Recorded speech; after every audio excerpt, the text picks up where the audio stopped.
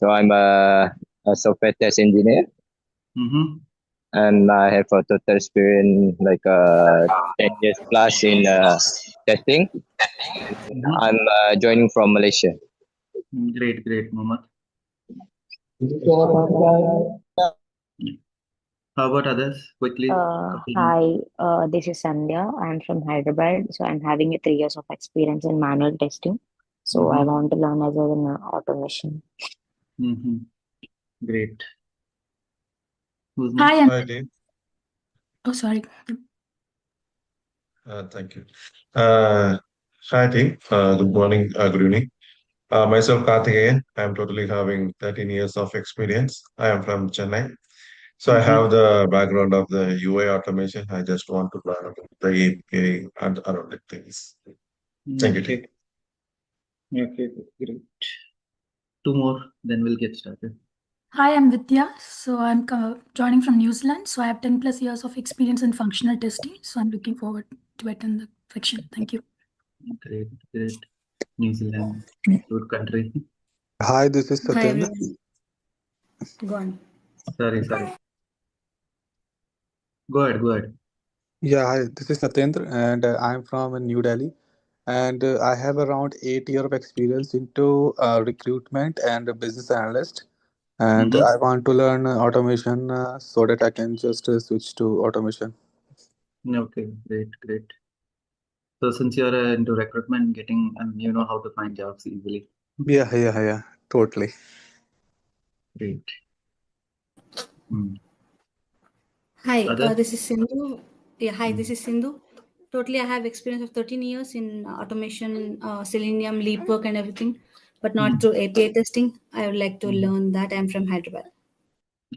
Great. Yeah. Hi, good morning, team. Yeah, good So morning. my name is Sumit. I have around 12 plus years of experience. So I have completely worked on functional testing, manual testing, and also working as an mobile automation engineer along with test lead. So I would like to learn API automation. So that's the reason I have joined this course. Okay, great. So I am speaking from Hyderabad. Okay, great. We'll ask one more and we will get started with the content for the day. Hello, good morning to everyone. Yeah. I'm from New Delhi. I am fresher in QA. QA. I am eager to learn the new API testing. Okay, great.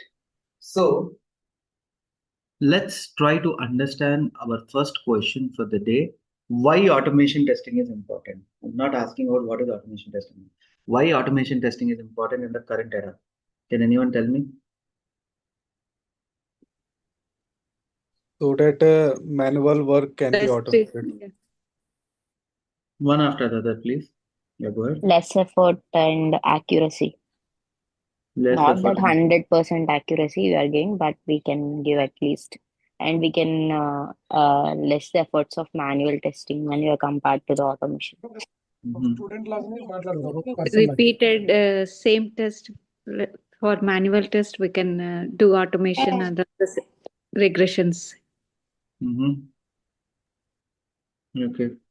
Fail first, which means whenever we are doing the developer adding the code, and then we can integrate with any CI/CD. If anything is bug find, so we can find the bug in earlier elements. So these are the recent thing for the automation when the Scrum and the Agile or when the DevOps pipeline are introduced. Okay, got it. Good. Yeah. So we have got answers like saving time, saving efforts, saving execution times, continuous. We need to do continuous executions as the testing life cycles are shorter now. Correct. So let's go to the another picture. Like, what is the life of a pure manual tester in the current market versus a smart tester who includes automation and does manual testing wherever it is required? How will be the life be? Like, what do you infer from this graph? In the current market, like from the last 2 years, if you are only a manual tester versus a tester who has included automation into their project. So what will be there? What will be the testing life cycle? How will be the rules be? Can anyone throw some insight on this?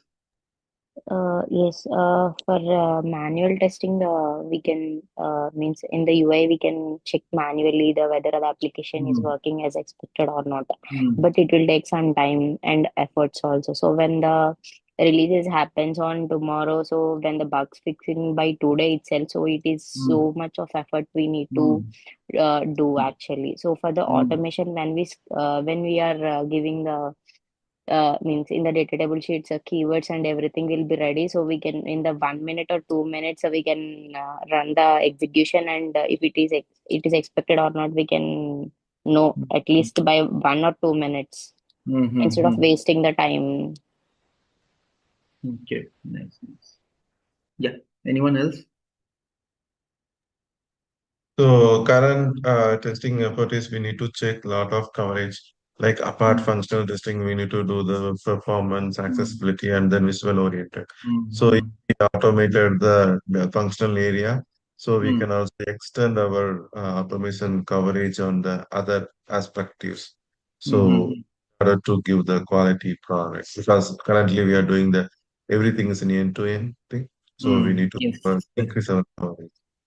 Correct. Last one more, guys, before we go to the next point.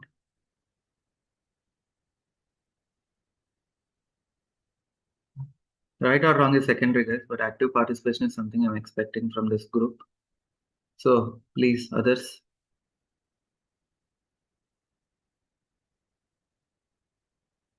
Others, are you there? Yeah, hi.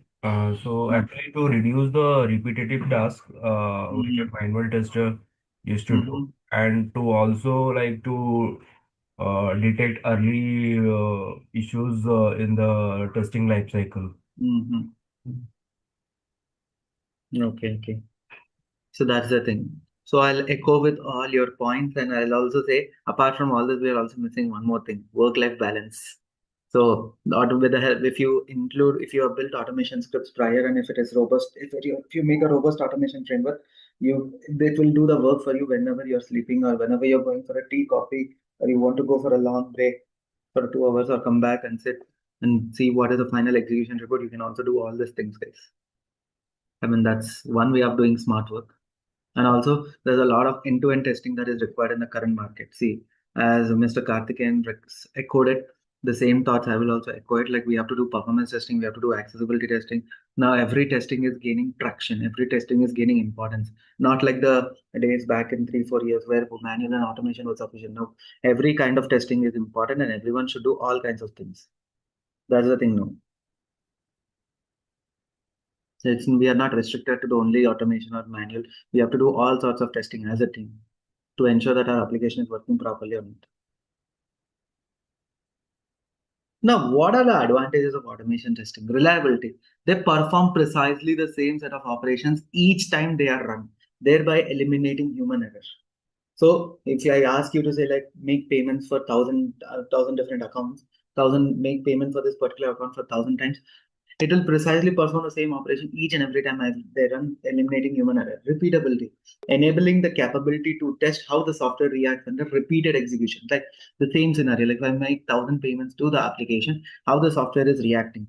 Does it break down when I'm making continuous executions? Does it break down? Does it do something? Comprehensiveness provides the ability to build a suite of tests that covers each and every feature of your application. Some Karthikeyan averages, like we are here for a more coverage, more testing. So this automation testing will help you create a suite of test cases that covers each and every corner of the scenario. We are here as an automation engineer, as a QA engineer, as an automation engineer, our role is to automate majority of the features, not majority of the test cases. Majority of the features which covers like the critical test cases for that particular feature. With this, we can enhance our coverage. Reusability. So tomorrow I'm changing the build to a older version to check everything is working fine or not, to check the backward compatibility or something like that. So enabling the same script can be run on different versions of application, like in QA, in dev, in other environments, to check everything is working fine or not, and all these things. Programmability, ability to program sophisticated tests that brings out hidden information from the application. Like I'll tell you one scenario, like I did for mobile and UI also, this scenario that when I was trying to log in, it was logging in normally, but sometimes it is failing. Why I realized, because there's the animation, there's some problem with the animation. What is the animation? The SLA for that animation should be completed is 5 seconds. So what is happening now? It has taken 15 seconds. Now I inform the same thing to the dev team, stating that, hey boss, check your network log, that this animation is taking 15 seconds. So what happened actually there in that situation? What happened was like the network call routing had an issue. With that, what happened? It has impacted our performance on the application. So one small animation had led to found some big network level issue. So what I do at the TCP layer and TCP layer, they have modified certain protocols to ensure that the network calls are going properly. So with that change, the application speed has increased by 15 to 20%. So that is one example I can say, like when it brings out the hidden information from the application. Same thing with mobile, like in our we had a checkout page. It's taking around 15-20 seconds to navigate to payment page. When we checked out there was some service that is unnecessarily going into certain loop. So that kind of information we can get it from programmable part. Fast automation tools run significantly faster than manual process.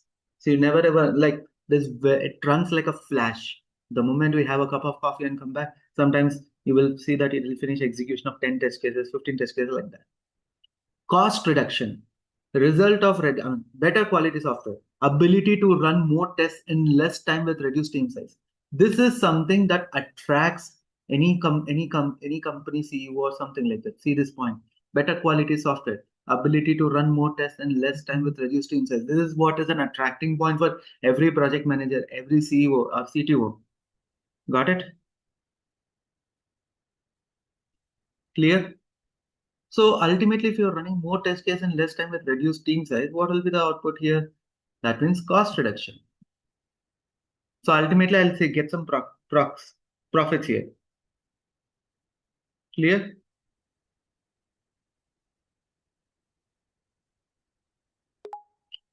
Is this clear, guys? All good? Yes. Yes. Yes. Yeah. Yeah. Any questions about why automation, how important it is in the current market? I have a question, Rahul. Yeah. Yeah. So, is there any, when we take some scenario, basically my question is that I would like to know is there some good quality and quantity from the manual side, which is not supporting to the automation wise? Is there any something? Like there is no metrics or there is no any dense metrics for it. But when we go through the test case documentation or the user stories or the PRDs, that time we make a decision which is feasible for automation, which is not feasible for automation. That's when the QA director will settle the automation leads and the manual leads and understand which can be done by automation testing in the future or in the N-1 sprint and all these things. So during the test planning time only, we make the decision making. Okay, but if some scenarios which can support more compared to the automation, so it will support only the functional. So do we have that kind of scenarios? I'm just asking. Those are there. Those are there. Like I'll tell you, when we want to test this Apple Pay, or if you want to test this Chase Pay, if you are from US.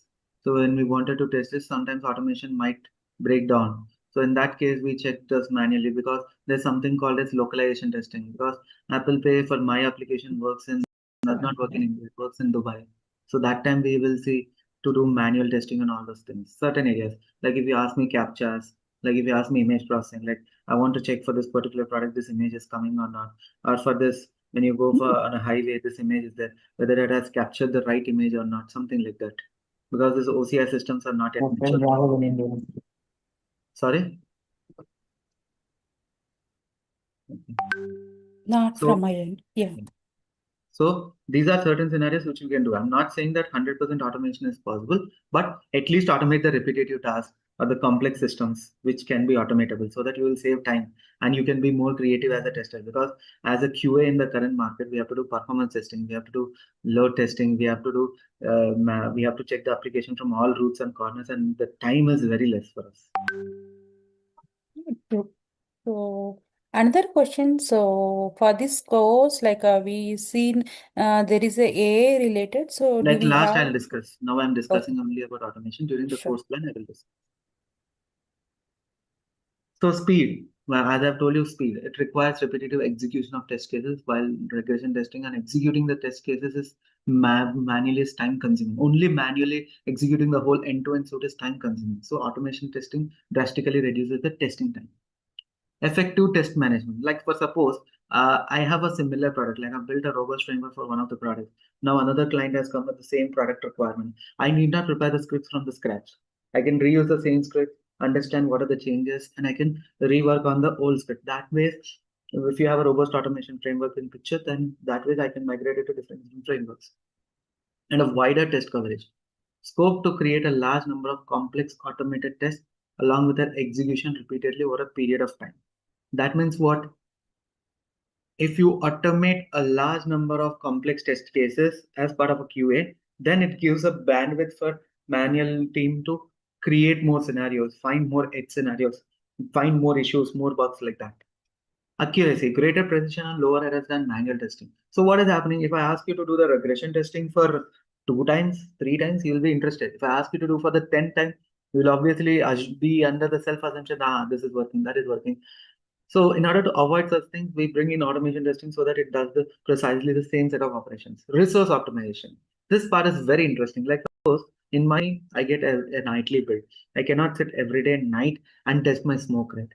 So once you have a robust automation framework which it runs the smoke suit after the deployment is completed, I will ask the DevOps team to embed my smoke suit there. After the deployment is completed, then trigger the pipeline for this and check whether everything is working fine on it. This is known as resource optimization. I need not ask my resources to sit every day at night and execute the test cases. Clear?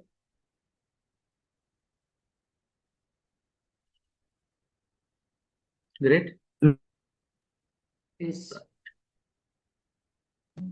Yes, but I have a one question regarding the capture. So we are not automating the 100% automation regarding the capture, right?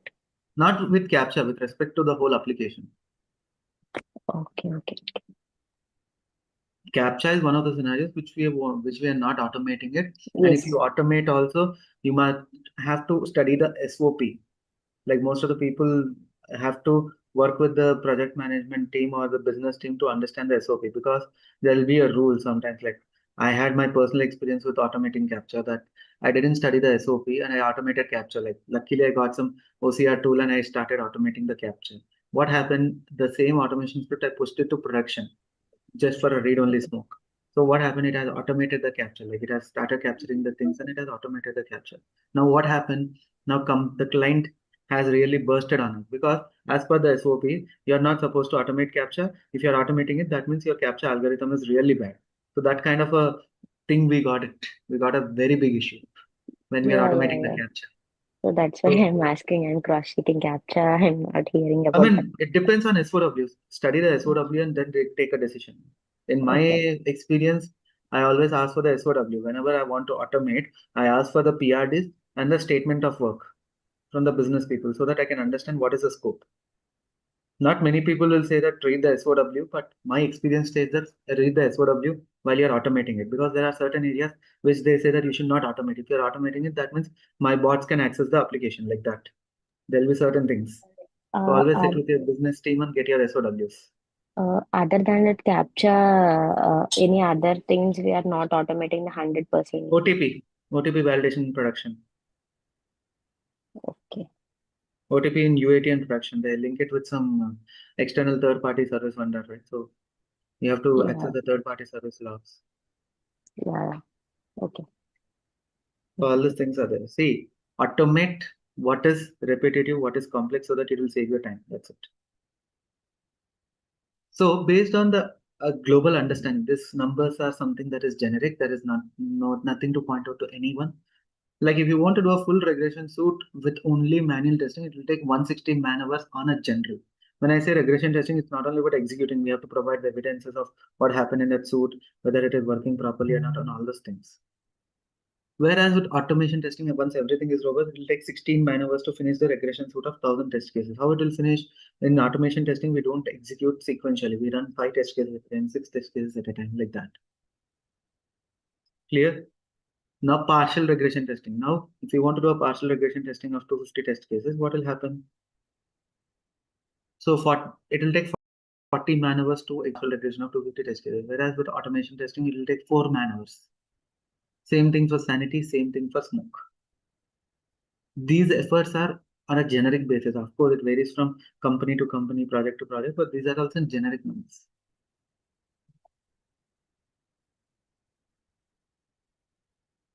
Now, before we step into the test automation, this 5 lessons that we all need to learn. First thing, don't automate a mess. Since you know automation testing, since we all know automation testing, don't create a mess out of the project. Automate what is required. Second thing, avoid complex logic in your script. Automate the scenarios as per the business logic only. Don't include unnecessary logic in the project. 100% automation is not possible. Even now, if I say 100% automation is not possible, don't believe me. 100% automation is never ever possible. Of course, with the APIs, we can achieve that 100% automation, but with the UI, 100% automation is not at all possible. Fourth thing, beware of automation engineers who don't understand the testing, like what is sprint, what is life cycle, what is testing, what is a sprint life cycle, what is N-1 sprint, what is waterfall model, what is agile model. The basic testing terminologies is something we all need to understand. Okay. Test automation is a software development process. What do you mean by this, Narahul? So it is also a software development process. We have to write a code, we have to build a framework, we have to do everything, all these things. Clear?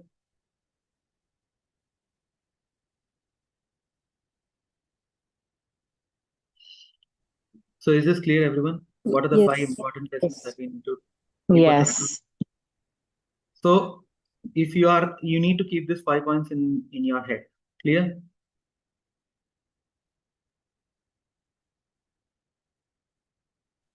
Yes. I have a question. Yes. So who will decide the functional test cases conversion decision by for the automation? See, all the leads will sit together and they make a decision. It's not like only you or someone.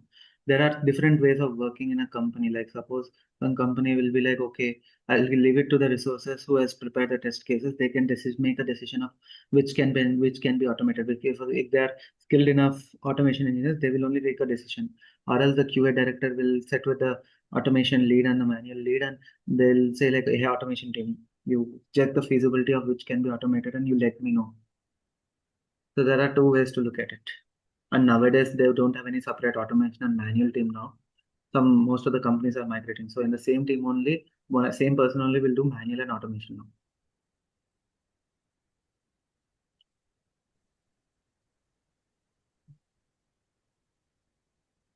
Clear? Yes. Any doubts so far?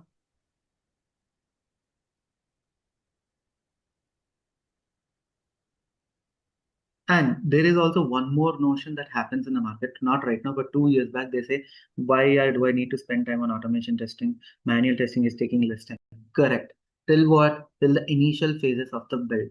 As long as the builds progress more and more and more, the number of man hours to test an application will increase. It's not like the human efforts. It's like sometimes during the go live phase, we tend to add more people into the project. Like they are expert in this. They have handled a lot of go live things and all these things. So we'll pull a lot of people into this project and we'll say everything is working fine, like that.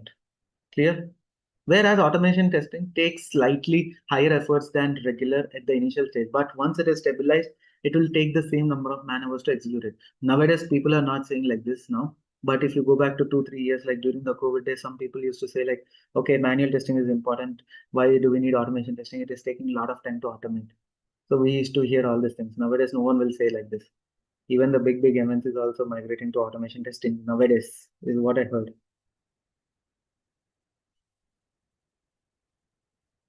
So with this, let's jump to the course plan. What are the topics that we are covering as part of this journey?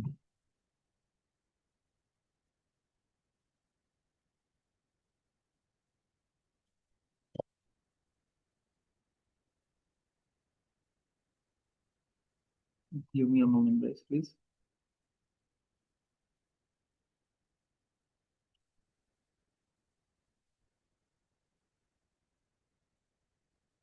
So for any automation tool, let it be API testing or Selenium or APM or whatever it is, the first step is programming language. We need to be very, very, very clear about what programming language we have chosen, and you need to have a good knowledge on it so that you can write an efficient and robust scripts.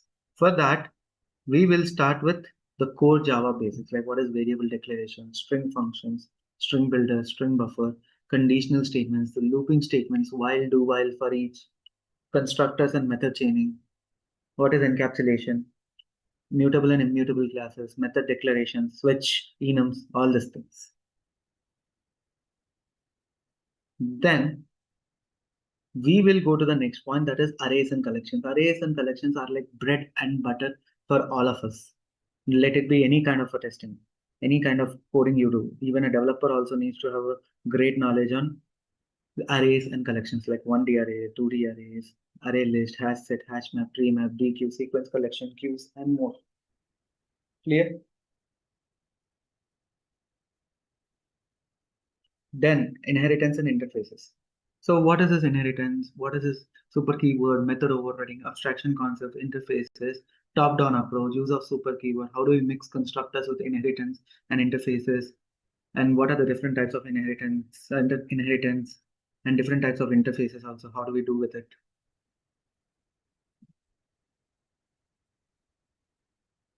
So we will we will have a dedicated time on Lambda, streams, and Lombok expressions, because these days you go for any interview or you go for any framework, nowadays Lambda, streams, and Lombok expressions is like a mandatory no. Without this, they will not ask you to even clear the interview. Forget about projects, clear the interview. And also at the same time, when you're working in a project, some companies are stating like try to use this Lambda streams and Lombok, especially when you go for a man companies or a crazy product based companies. And file operations. What are the different types of file operations? Writing the data, reading the data, copying the files from one location to another location, writing and reading the object data, buffer libraries concept, and all those things. Okay.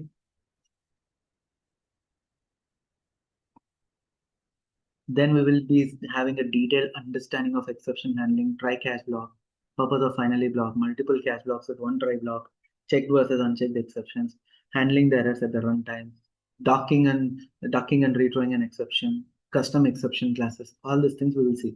So exception handling, I'll tell you one thing, that it looks simpler, but when we put it in a real framework, it will be a nightmare, because the exception handling is something that comes during the execution time a lot. So we need to be smart enough to handle all those errors. Okay.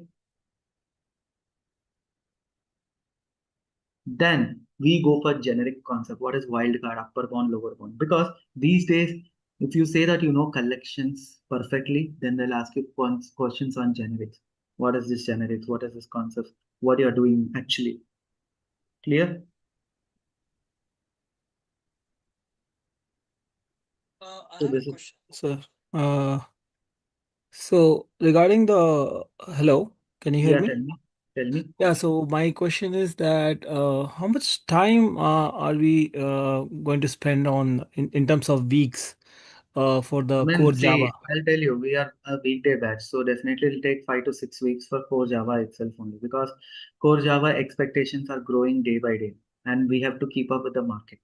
That's the reason. Previously, I used to take only 4 weeks. Now I'm taking 6 weeks, So because are we the going to uh okay, so are we going to finish all the core Java and then move on to yes, yes. okay, so that's the plan. Okay, sure. That's Thank you. why. See, what is the plan of course? Like I'm just explaining first core Java. Without core Java, I'm not gonna teach any topic. So first core Java shall be completed, then only I'll go for any topic. Okay. Okay, sir. Then we will also see records, optional, sealed inheritance, sealed interfaces, and I'll be giving you some programming questions from an interview perspective, some weekly assignments, 250 plus programming questions, topic-wise MCQs. You'll be getting a lot of programming questions from me, and you'll have to answer them over the portal and all those things. Clear? So these are the minimum expectation of a core Java, because the line between the QA and the dev is slightly decreasing nowadays. So in order to cope up with that, we are coming up with these many core Java concepts. Previously, I didn't have generics and records. Now I've added everything.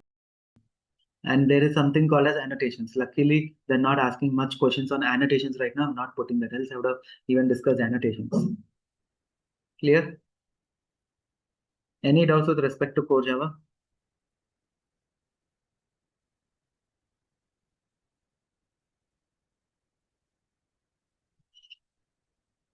Any doubts? Good to go.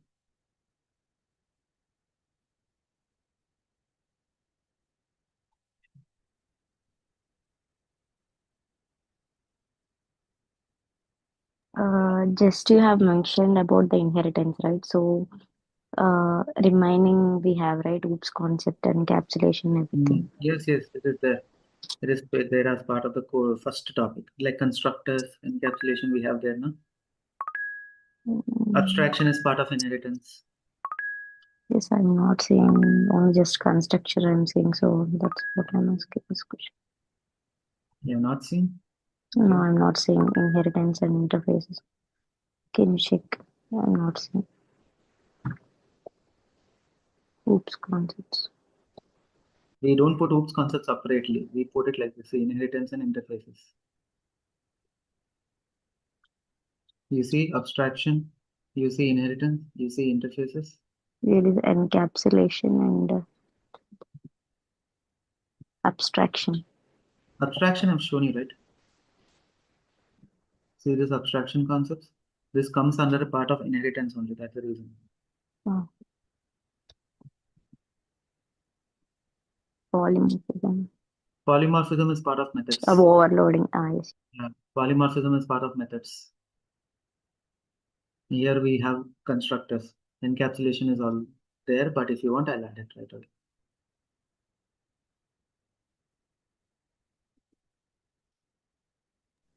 Because in every interview they're asking about the OOPS concepts. Yeah, How we I know.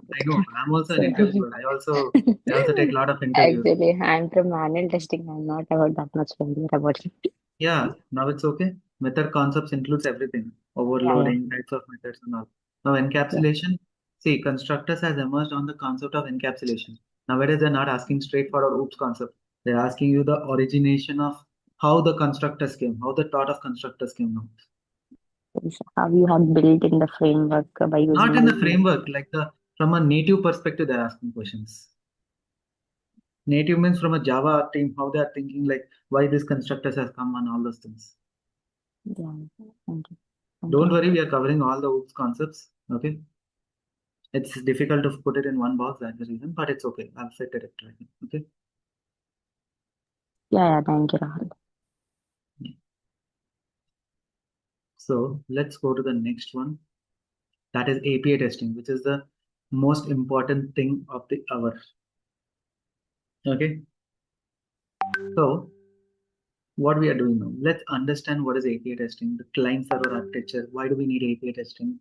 Offline versus online APIs, different types of API, different types of API testing techniques, types of web services, HTTP methods and its purpose, what are the different status codes.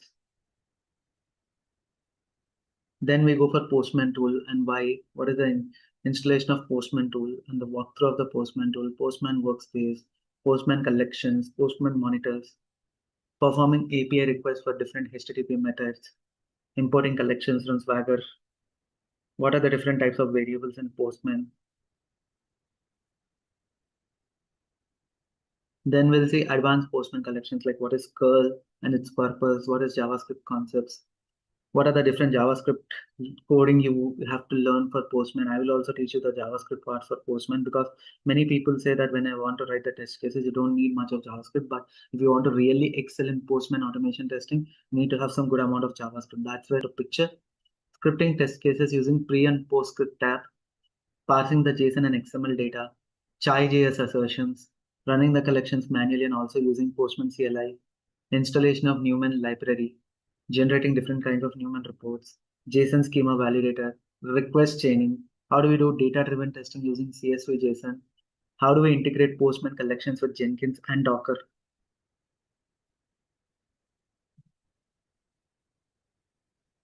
And we'll also be seeing all the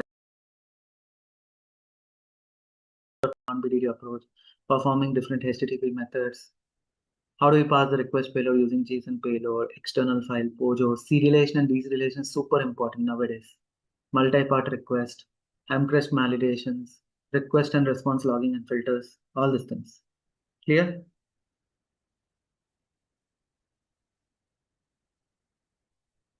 Then we'll also be covering the spec builders, query parameters, form parameters, path parameters, passing JSON and XML data, JSON schema validators, Jackson libraries, JVA expressions, integration with Allure and extent reports, data-driven testing using CSV, Excel, and JSON.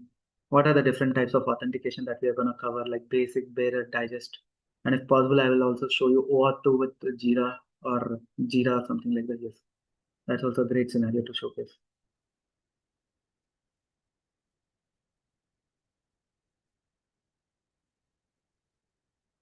And also, I'll be going 1 or 2 classes about karate. Like some companies, some big MNC type product-based companies are asking for some bit of karate. So I'll just give you a 1 or 2 classes understanding of what is a karate framework. It's a zero coding API testing framework. You don't need to code much. So for that, what are the topics that we can cover within 1 or 2 classes of basic path parameters, query parameters, form parameters, response validations, fuzzy matches, reading data from external files, all these things we will try to cover. Any doubts with respect to API testing, guys?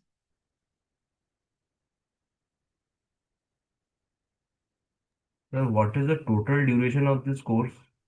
It will be 3 to 4. I mean, if you include Selenium also, it will be 3 to 4 months. Okay. If you want only API testing, it will be 2 to 2.5 months. So this is basically a full stack course. Yeah, it's a full stack course. I think this course will be included on Selenium, right? Yes. First Java, then I go with Postman, then I go with REST Assured, then I come up with Selenium. Lastly, followed by AI, bit of AI fundamentals, like focusing on some terminology like what is AI engineering, LLM, and how do we use Olama models for certain operations. And if your company is supporting this GPT models, if GPT models are what you call cloud models via API, how can we do it? Because I have a API sponsored by company which has around some tons of credits, and I use cloud API, cloud AI models to do some of my activities. So there are certain things which I will showcase you guys apart from GitHub Copilot. That's at the end of Selenium. Do you provide practice assignments after each topic? I'll show you that part. Don't worry. First, I'll show you how it looks like. Since you have asked. Yeah. So this is our tracker syllabus. This is when you log in as a student. Like currently this weekend batch is happening. So if you see here, we will mention whatever topics we have covered. You will also see that you have to answer these quizzes within so and so time. Okay, once you enroll, you will have to answer all these questions. For every topic, we'll be uploading the class notes. We'll be providing you the quizzes. You need to answer the quizzes. I'll be providing with some programming questions. You need to answer your question here. You need to type the program here and you need to submit it. Or if you're not comfortable, you can upload the file and submit it. Got it? So is there like a passing score or passing criteria Yes, for each everything has a exam? passing criteria programmed in it. It's like quiz type, multiple choice, or like program. Naveen, I am losing your voice. So my question was, what's the format? Like true, false, There's no true descriptive false. types? Since you're a fresher, I will throw some light on it. Whatever concepts we have discussed, you need to answer the MCQs for it. There's nothing called as true false. And in the middle, we will also provide you with some programming questions where you need to write the code and submit the code there. Okay. There's no true false questions. Whatever the industry is asking, we are being on par with it. with our questionnaire. And whatever the diagrams that I have discussed in the class, I will also put my diagrams here. So everything is being tracked here. And all the notes which I have prepared, like presentations, anything for the topic, I'll be adding those notes here. You can download it from here also. I hope that answered my question. Answer your question, everyone. Yes. Yeah. So once you enroll as part of the course, then you'll be getting the access to this. And once you get the access to this, then every day, whatever topics that I cover every day will be updated here along with the notes, any documents is there along with the assignments. So I have a question. So after this course, can we attempt the exam like certification wise? Which certification are you talking about? Automation, automation certification or something like people nowadays people are No, asking. not really, not really. If you're, I mean, yeah, I don't know which type of companies you're going for, but if you ask me, the core product-based companies, they really don't look at what certification you have. They only ask for what is your skill set. But I do see when we were applying, I do see You are like from which part of the globe, Divya? I'm from Which part? Like you are from India or from which country? I'm USA. Okay. I'm from. In USA, the certification is mainly asked for Tuxka. They'll ask for SAP. And if you want to do for automation, there's a ISTQB automation program that is Yeah, coming up. that one I'm asking. Yeah, So ISTQB. I'll tell you one thing. If you're going for a normal product-based company, or if you're going for a proper MNC types, then they will ask you that just to differentiate, just to filter out certain candidates. If your agenda is to work in MNC, then clearing the certification is not a big deal because the level of questions is medium, max to max, it's medium. You can clear it off with this course. That's not a problem. The problem with the certifications is they're still outdated. I'll tell you one example. They will give questions on Selenium IDE, which is demolished officially by Selenium. Still, they'll ask questions. That is the reason most of the people will not judge you based on a certificate. Yeah, but when it comes to the LinkedIn and all, so Not really, Divya. You see, out of 100 companies, 5 to 10 companies might have asked. That's it. Okay, that's the reason. Uh, I had that question. Yeah. Mm. Thank you. Hello, I sir. I have agree a with you, question. Rahul, on this because I'm also in US and some of the companies, as she's mentioning, they just want to see how much skill set or certification, but it's not required. If you don't have it, it doesn't matter. So your experience matter and what you know. I have a question. As far as the questions and the assignments are concerned, do we have any kind of support team we can There's ask no our support team. queries? I'm the support. I'm the trainer. I'm the whole and soul POC Okay, solution. okay. And like how much time do we get like before each assignment like to I finish? mean, I'm not so far. I'm not put any time limit, but it is your responsibility to finish it quickly. Okay. Okay, If okay, you thank finish you. it quick, you will get more questions. If you're not finishing quick, and if you're taking your own sweet time, then you will get only those many set of questions. Okay, thank you very much. I'm not at done still. Okay, Rahul, I have a question. Hmm. So on the website, there is also another course by the same, is it API testing using Yes, Postman? mine on. It's mine. You said? So, Michael, I'll tell you one thing. There are some requirements from students who specifically ask till API testing, and there are some students who ask for a complete full stack course. So there are some people who wanted to learn API testing only. They'll be part of the course till API testing, and they will drop out. Some people who want to learn complete full stack automation testing, they will continue till the end of the course. Michael, got it? Oh, okay. Okay, I got Only it. Selenium, you need to wait until for the last.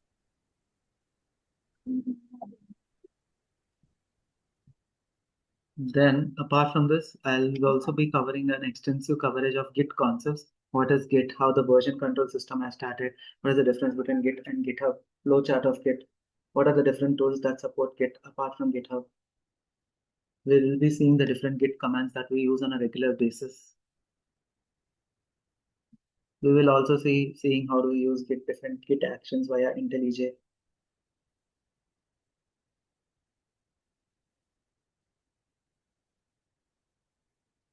And this SQL concepts, like what is SSMS? How do we install certain databases like SSMS, SQL Server, or MQLDB? And how do we perform the different CRUD operations? Like especially when we cover the JDBC concept, 1 or 2 classes I'll be spending on understanding what are the different CRUD operations in database, and what are the different SQL commands that we have, like data definition language, manipulation language, DCL, DQL, all these things. Like 1-2 classes we will spend, because some companies are also asking a bit about the database. So for that reason, we are focusing bit on 1-2 sessions on database also. Then we'll be seeing the Jenkins. What are the tools required to work with CI/CD platform, building pipelines, and what is the CI/CD all about? CI stands for continuous integration, CD stands for continuous deployment. So CI is where developers frequently integrate their code into a shared repository. Automated tests run on each integration to ensure code quality and catch issues early. This promotes a collaborative and quality-focused development environment. What is CD? Automates the release process. Ensures that the code changes are deployed to production automatically if they pass all the tests. Reduce the time from code commit to code deployment. So it's a see, CI/CD is now a mandatory in the modern software era. Now, what are the tools that we use? We'll be using Jenkins, Apache Maven, JDK. Docker is mandatory. Now there is no discount on Docker also. And AWS also, free tier account have got it. And at the end of the course, I will try to cover AWS also. And what next? How do we build the pipelines? How do we set up the Jenkins tool, plugins, configure the build via Git repo, trigger the pipelines and observe the logs? And these days they were also asking about some Jenkins agent via SSH protocol. Recently I heard something about this. I'll also throw some insight on this, because I cannot show you how do we connect with multiple agents, because I don't have multiple laptops connected here. So whenever you go to an office infra or any interview, how do you answer this Jenkins agent based interview questions? Like suppose if I want to run in that agent, how do I do it, and all the setup? We will discuss all those things later. Okay.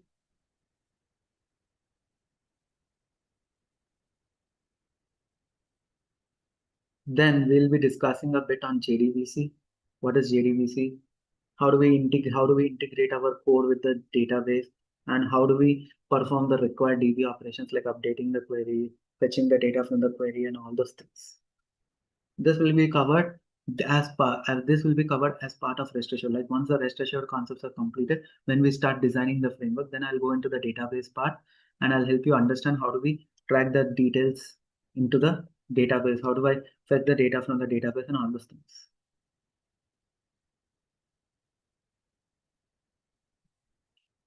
Is this clear with respect to Git and JDBC?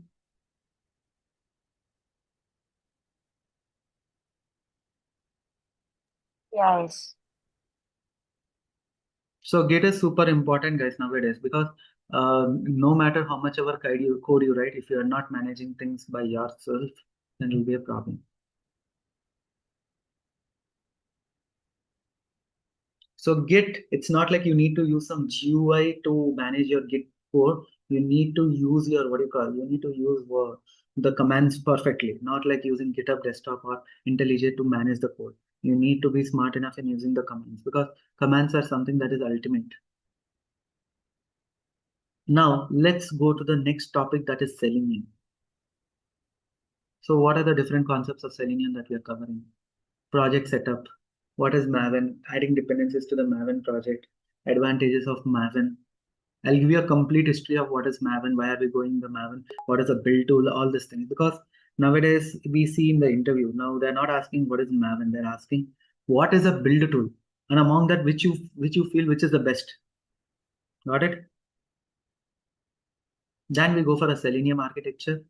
Selenium 3 versus Selenium 4. What are the different architectural changes that we have? Then we launch the browsers via Chrome, via Firefox, via Edge, and via Safari. Okay. So there are different ways of launching a browser via Chrome. There are different ways of launching a browser via Firefox. There are different ways of launching a browser via Edge. We will see all the different ways in Selenium. So window switching and handling. How do we create a new tab? How do we create a new window? How do we launch multiple windows and tabs? How do we switch between windows and tabs? How do we launch tabs via JavaScript? Then we will also see how do we find different types of locators like class name, XPath, CSS selectors, link text, partial link text, tag name. You see I've highlighted this in red color, XPath and CSS selectors. That means these are all super important. Okay. Then we go for the advanced locators. 2 above, straight above, 2 below, straight below, 2 right of, 2 left of, all these things. Clear? Selenium 4 locators are very useful when we want to do the UI testing. Like suppose this particular field should be present on the right hand side of the label. How do I test it? You can use 2 right of.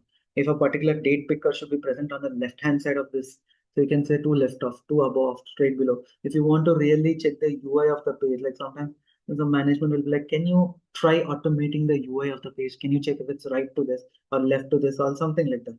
Can we do such kind of a testing? Then you can try doing it with the help of Selenium for relative locators.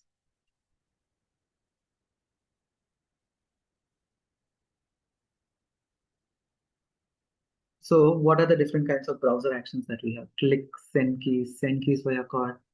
How do we use the select, get text, get DOM property versus get DOM attribute, is displayed and is hidden, get CSS value and clear, get tag name, get area role, handling web tables and all those things. And we will also be seeing what are the different types of weights, implicit weight, explicit weight, fluent weight, custom weight codes and all those things. And action classes like click, the context click, move to element, all these different actions we'll be seeing because these actions are not part of Selenium library, they're part of actions library, which is present under Selenium support package, which will be seeing all these things. Then we will also see the different JavaScript actions like how do we highlight the element, how do we scroll the pages, scroll to view, generate alerts, refresh page, send keys, click, using the JavaScript executor. Apart from this, what else can we do with JavaScript? You can also see like if you want to execute some customized JavaScript code onto the browser, how can we do it? You can also see all this. Then you will be seeing how do we capture the screenshots like for the particular element for that particular browser. And video recording is not required now. This is not required currently because we have a lot of other tools to record the videos of the execution. So we need not do anything. Monter recorder is outdated now. Then we'll also be seeing how do we what are the different ways to fetch swings by name, by ID, by element. We'll be seeing what are the different ways to switch between the frames.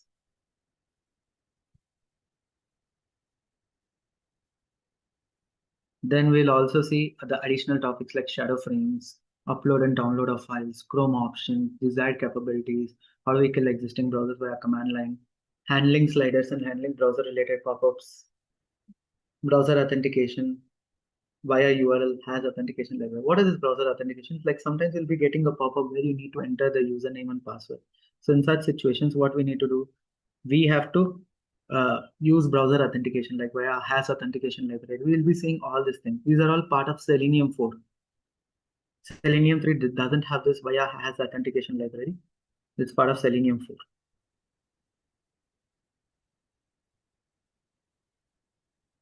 Any doubts with respect to the Selenium pointers, everyone? Hi, are you going to cover Cucumber framework too? Yeah, and I have not yet shown those topics which I'm covering. Okay. With respect to Selenium pointers, everything is clear?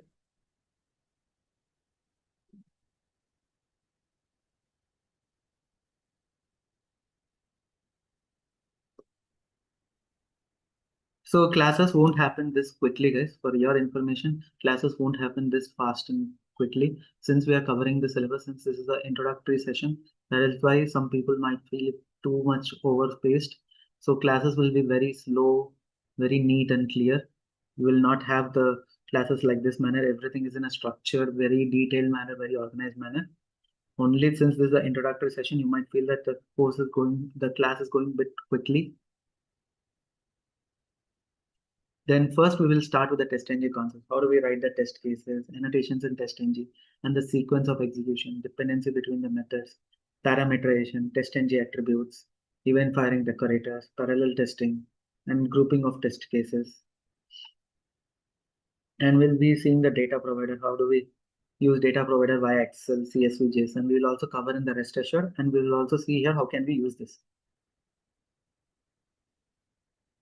Then you will be seeing what are the different listeners that we can use on the day-to-day execution, WebDriver event listener, iSuite listener, iAnnotation transformer, iSuite listener, and all those things.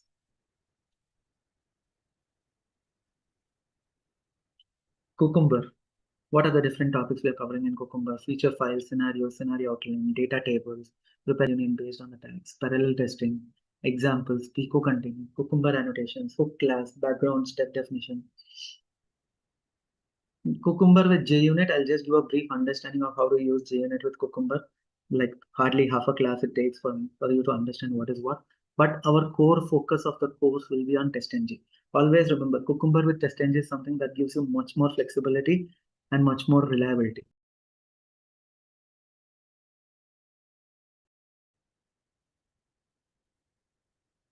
So let me skip the API testing. We have already covered this.